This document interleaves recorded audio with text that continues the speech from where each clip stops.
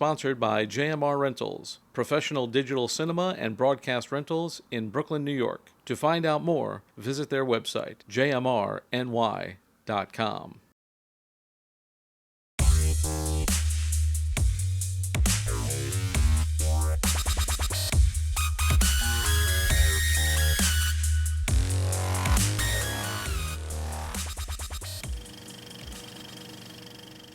Hello and welcome to No Rest for the Weekend, where we go behind the scenes and talk to the creators of independent entertainment. I'm Jason Godbey, and joining me via Zoom today, he is the director of the feature film Antarctica, Mr. Keith Bearden. Welcome, Keith.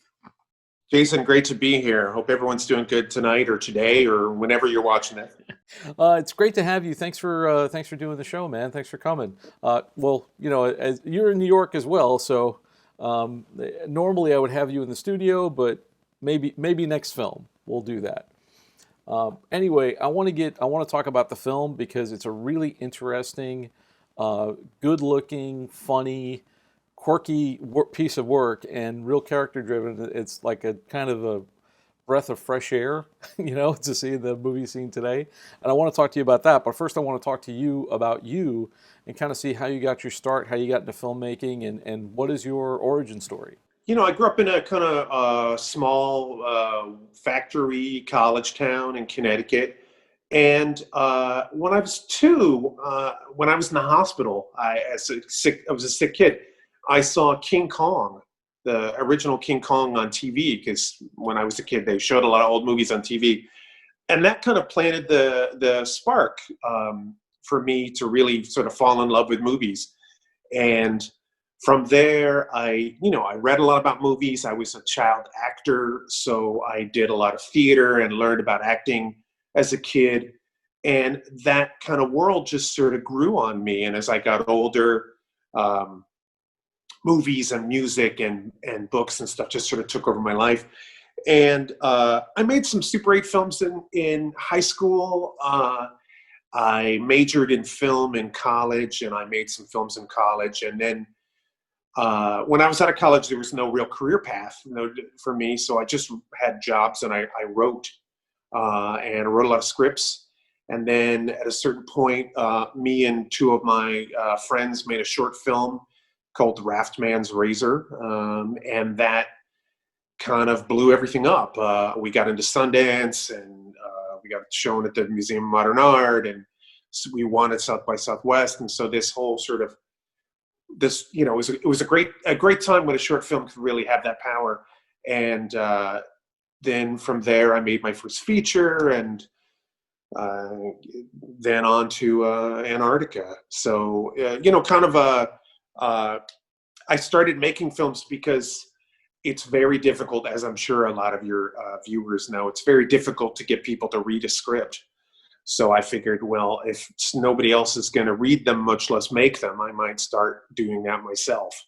So I became a director really out of necessity. It's interesting. You said King Kong inspired you. That's the same film that inspired Ray Harryhausen. Yeah, and Rick Baker, I believe, too. Another one of my childhood idols. That's one of those seminal films that kind of like, if you were interested at all in movie making, you were like, wow, how did they do that? Anyway, I want to talk about the recent film Antarctica, and at some point I want you to tell me how you came up with the title, because spoilers, it does not take place in Antarctica. No. But kind of give me what the film is about. Give me like a little Hollywood log line, and then how did the picture come to be? Yeah. So Antarctica, it's merely a metaphor. It's about two lifelong friends in sort of Anytown, USA, and as they go into their last year of high school, the pressures of adulthood kind of break their friendship and their lives kind of apart. So it's about that sort of difficult transition from child to adult as you're about to leave your hometown. I guess I wrote it because it's one of those things where there's people you see in real life, and then there's people in the world you see in movies. And all my life I've known a lot of very interesting, funny, smart women who just you don't see that kind of female friendship. You don't see kind of odd girls in movies much. You see a lot of coming of age about boys. And so all these amalgamations of different people I've known kind of came out in this script. And I wrote the script in 2014 after I broke my leg. I broke my leg seeing a friend's screening. And I was bedridden for a summer. And in about 6 weeks, I wrote this script. And it came out like shamanic. It was like I vomited it out. And then I started showing it to as many people as possible. And because, when you write something, for me at least, I don't really have a good judgment of it until there's some time and I show it to people. I showed it to a lot of people, especially a lot of young women, and they all really responded to the script. And so I decided I was going to try to make it. It's been called a surrealistic fable about growing up in America. And that's a French person said that. So I guess take that for what it is. No, I think that's a pretty good description of it, because it does have a sort of whimsical, almost fairy tale quality to it. Talk about the process of making it. You said you had written it, you showed it to some people. Kind of, what was that process from like script to screen like? I made a feature film before, and I have a commercial career and stuff like that. But I don't have representation, which it's very difficult to make a movie without representation. So it's kind of like trying to join the mafia. It's like next to impossible. You have to go through the service elevator of the movie industry. So we got a casting director that I'd worked with before to start sending the script around to actors, and the people who were reading it at the agencies really responded to it. And then it started getting in the hands of, I started to try to meet producers and, just any way I possibly could. And the actors being interested in it was a really important part, because that sort of gets their agent's attention. And it was a very good part, or two very good parts for young women, which don't really happen much. It was very weird, because a lot of people loved the script, but they didn't want to make it. It was too dark, or it wasn't a horror movie. It wasn't an action movie. It was too strange. I mean, I had a producer say, I love these girls. I love this script. Can you get a guy with a knife to be chasing them around? And I was like, well, that's a totally different movie. And, I had there's a female reproductive issues in the movie, and people turned it down for that reason. And then what wound up happening is a company called Breaker in New York City that I knew some people at, the script got into their development area, and it got turned down, even though it got very good ratings. And how they do the development where they're like, they rate things. It got turned down, and then somebody on the other side of the development part read it and said, we have to make this movie. So that kind of opened that door. And because the movie was cheap to make, it was always intended to be a low budget movie. We basically, me and Peter Ernsky sat down with the heads of Breaker, and they said, well, we love the script. How much is it going to cost? And I said, $800,000, having no budget, like completely out of my, and they said, sure. And it was, one of the beautiful things ostensibly about low budget movies is that they're cheap enough where nobody is going to, lord over you as far as what happens in it, who's in it. I got my reign in casting. We put Kimi Moroya in the movie, and Kimi has never been in a movie before. And they never balked once about it. So, which usually, even in independent movies, the producers will be like, can we get someone famous? Can we get this, that, and the other thing? So I was very lucky in that way. It was a long process, though. It was 4 years of fits and starts. And, my advice for everybody out there who's trying to make a movie is get a good agent, because otherwise it's a tough row. Had that been the process before, like when you made your other feature? Was this faster or slower than that? Actually, it was slower.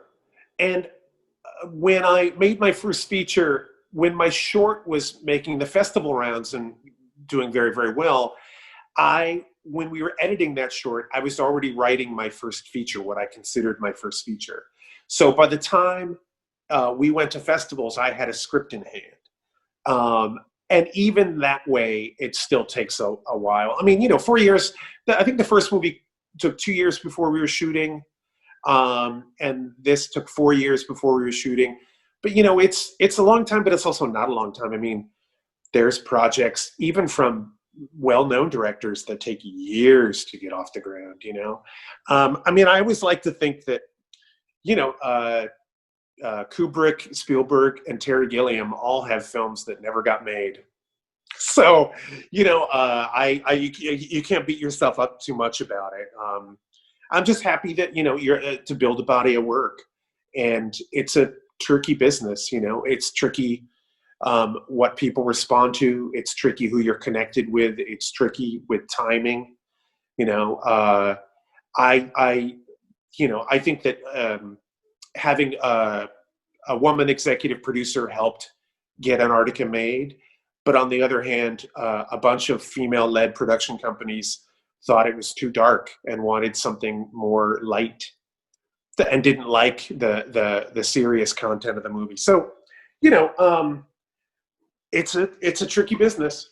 So, it's interesting you say that, because in terms of like people wanting you to sort of wrap this character-driven movie in a genre piece, when I look at a film like the one that comes to mind is Super 8, J.J. Abrams' film Super 8. That film is about a bunch of kids who are making a Super 8 movie, but there's a big old monster in it. There's a big alien plot to it. And that's the only reason that movie got made. You can't make a movie about a bunch of kids who, want to make a Super 8 zombie movie to get into the Cleveland Horror Festival or whatever it is. Even though I think that would have been a better movie for me. Yeah, and also like I understand that world, but also think, and like my first movie was totally a elevator pitch. My first movie, Meet Monica Velour, was a nerdy kid is obsessed with a porn star from the 70s, drives across country to find her, and she's an old bitter lady. Boom, done. They get out of the elevator. But when I think about a lot of everyone's favorite movies, a lot of times it doesn't. You can't sum it up in a little pitch. I watched Dario Argento's Suspiria the other night again, which is one of the great horror films of all time. How do you describe that movie? It's a woman who goes to a ballet school where there's witches, and nothing makes sense, and it's like it's how do you describe 2001? I've seen that movie like 4 times. I still can't even describe what that movie's about. I don't think the movie world gets better by people playing by the rules. And you brought up the sort of elevator pitch thing with movies like Super 8. Super 8 is probably very few people's favorite movie of all time. But I think a lot of movies that really are people's favorites don't play by the rules, and it's an extremely hard dynamic to work in. But that's what I think you have to do. I mean, when people respond to Antarctica, it's because it's not like other movies. It's not like Booksmart. It's not like Lady Bird. It's stranger. It's darker. It's different. And that's kind of, especially for an independent filmmaker, if you're trying to make a Hollywood type movie, an action movie, a special effects movie, a rom-com, well, they have you beaten at that game because they have bigger stars, more money, better advertising budgets. You're never gonna win. And you see those movies that come out, these like little fake Hollywood movies, and unfortunately they don't do very well. And I think if you're an independent filmmaker, you have to think, well, what kind of movie is special to me that only I can make? Because if you're trying to make a movie that somebody, if you're trying to make a Martin Scorsese movie, well, Martin Scorsese, A, has already made a bunch of movies. B, he's more famous than you. And B, he's probably better than you. You know what I mean? It's like, so it's, anyway, just cut me off. I will concede that Martin Scorsese is a better filmmaker than I am and has made better Martin Scorsese movies, but that doesn't, I mean, I think I saw somebody talking about like we don't really need another Quentin Tarantino. Like we've already got one and he's great, and it's great that you want to emulate that or like you like that style, but you're never going to be that. It's a struggle, I think, to find your own style and what your film is, like what your type of film is. Of course, in the 90s when Tarantino blew up, like there was all these little independent movies with like cool talking killers that were like wannabes and were never quite captured his magic. Yeah, I mean that, and also, I mean, a filmmaker, it's a worldview. Like art is about a worldview. What is your worldview? It's like when people say, and I actually don't even really understand this. People and all the reviews say Antarctica is so weird, and I'm like, it's not that weird to me, but I guess I'm weird. So it's like it all gets filtered through the person making the work. I agree with you. I think nowadays people, in order to do something different, in order to do something original, you kind of have to embrace your inner weird. Otherwise, you're just going to make the same homogenous stuff that everybody else is making, and people don't need to see that. One like real directory thing I wanted to ask you is this is, I would call it a performance driven or actor driven piece. I think the performances I think are really strong in it, and you're working with these young girls, and one of whom has never been in a movie before. How did you approach that, and like what were kind of like the keys for you in working with the young actors and getting these great performances? I treat kind of actors all the same, except when I'm dealing with younger actors, I'm a little more gentle and I don't curse. But acting is, this movie kind of rode or died on performances, especially among the two leads. What I do with actors is, I share the full script really early on. I have discussions with them. I mean, when I first met Chloe Levine, who has had a long kind of acting career in TV and stuff like that, we talked about who this person was that she was playing, what her backstory is, even if it's not in the script, where she comes from, what her life experiences are. I've even gone so far as to, I introduced Chloe to one of the real people who inspired her part. So, I just want to do everything I can to sort of connect her to the reality of this character. I also listen to the actors, and when we're shooting on the day, we have these things called sides, which are the scenes you're going to shoot that day. And I will go through with them and say, does all this dialogue feel right? Should you be talking here? So we'll work with the script a little bit. It's basically just about, making them feel comfortable, making them feel safe, explaining the character in as complete a way as possible. When Kimi Moroyo, who plays Janet, she cries a bunch in the movie, and it's all real. And what I did then was I would, make sure all the technical stuff was ready. We're all ready to go. And I would go up to her and I would say, now, here's, no one has ever really listened to you. No one has ever really cared for you. You don't know where you are.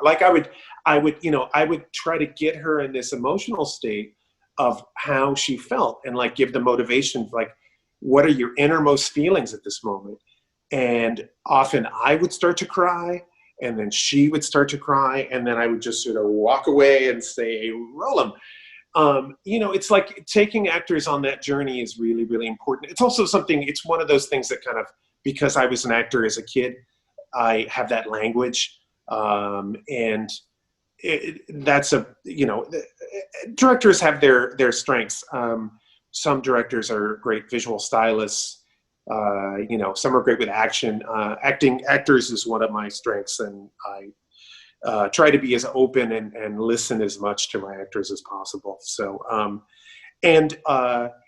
as far as Kimmy not having been in a movie before, what I did was I brought her up to set before she needed to. She was there like a week and a half early so she could get to know all the crew, get comfortable, get relaxed, because she was terrified. And I can't blame her, being in a movie, and like she gets partially naked. Like originally it was the first day of shooting for her. And I was like, no way, we're pushing that day farther into the schedule. So yeah, I mean, and then you got a crew of people all expecting you to do perfectly so they can move on and get the next shot. It's a scary world. It always seems to me on film sets, and I've been on film sets that were not mine, and the one thing that seems to be the most rushed is the performance. Yeah. You spend so much time getting the camera and the lights and the sound ready and worried about this technical problem and that technical problem. And then by the time you get the performance, it's like, okay, when's lunch? We got to get through this. And it's, a lot of pressure on especially a young person. I can't imagine being like a young person and going through that for the first time, and you got all these people surrounding you.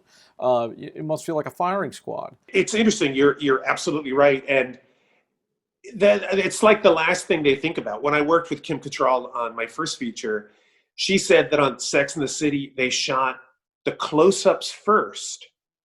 And so she had to not only know all her lines of that day, but she had to do her best performance first. Whereas my thing was like, no, let's do the wide shot first, so everybody gets their groove and you get their lines down and you get your blocking down, because that's what we're probably going to use the least of. And then we go into close-ups. And it was amazing to me that this $1 million TV show was forcing actors to A, learn their lines that day, and B, do their close-ups. Anyway, as far as moviegoers, I think most people respond to movies with good story and performances. I mean, you and I are filmmakers, and many of you're out there are probably filmmakers too, or big film fans at least. And we appreciate movies in so many different ways. But I think, especially when you watch a movie with an audience and people just get into what's going on screen. They don't necessarily go, ooh, golden hour. They don't go, ooh, is that a Steadicam shot? Is that a Lumicrane? They don't care.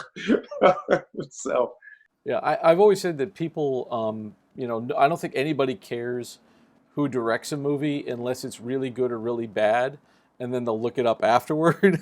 But because you're always the guy to praise or the guy to blame.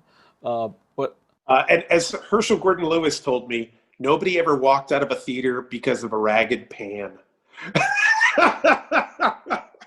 So he's right. There's a lot of great performances where there were technical screw ups in a shot, and the performance is so strong that you don't notice it or you don't care, because you've done this a few times. This is an actor-driven piece. A lot of the people probably in indie film are coming up. They're looking to make their first feature. They're probably going to work with maybe actors who aren't so experienced, or maybe you have a blend of, like, you've got one really experienced TV actor and then somebody who's a novice. Is there something that you can kind of do or practice that gives you an edge in that situation, where if you're like a first-time director, you don't get scared to death, or you feel comfortable? For a first-time director, stacking your deck in your favor is always the best idea. So get as experienced people as you possibly can on crew and cast. With actors, don't be afraid to rehearse with them. Even if it's just like when I made my first feature, Monica Velour, Kim Cattrall and I would rehearse in a dance studio that I rented out for like $50. So don't be afraid to rehearse with people. Don't be nervous. Don't yell at people. I don't think it really helps. Just try to have the best line of communication open with you and your cast as possible. And also, ask other people, like, we had a lot of young women working on Antarctica, and, you all watch things on the monitor. And if I was getting tired or stuff like that, I would bring these young women who may have worked in continuity or costume or something like that. And I would bring them around the monitor and I would say, what do you think? Is that too much? Is that working? And they would all say, yeah, that's great. Or be like, maybe try it again this way. So, it's a collaborative thing. I mean, I think that your vision as a director is really important, but your ego is not. So, like, stay true to what you think you want your movie to be, but also, like, listen to other people, including your actors. Fantastic advice. I got to wrap up, but for those who want to check out, maybe work with you or hire you and want to see the film, where can they find you in the movie on the web? I'm on Vimeo, Greasy Films, where you can see a lot of my shorts and my commercials and stuff like that. And Antarctica is on Apple TV and YouTube Movies and Amazon Prime. It's all over the great wide interwebs. And I hope everyone enjoys it. Thanks so much, Keith. It's great having you. And we hope to have you again next time you have a project. Let me know. Sounds great. Will do. Thank you, Jason. Thanks, everybody. Stay safe. Thanks. And that's all we have time for today. Thanks so much for taking this trip down the rabbit hole. For more of our content, including our movie reviews, visit our website, norestfortheweekendpodcast.com. Don't forget to like, rate, and subscribe on your favorite podcast app. Once again, I'd like to thank my guest, Keith Bearden, and the good folks at JMR Rentals for sponsoring this episode. For Behind the Rabbit Productions, I'm Jason Godbey. Thanks for joining us, and we'll see you next time.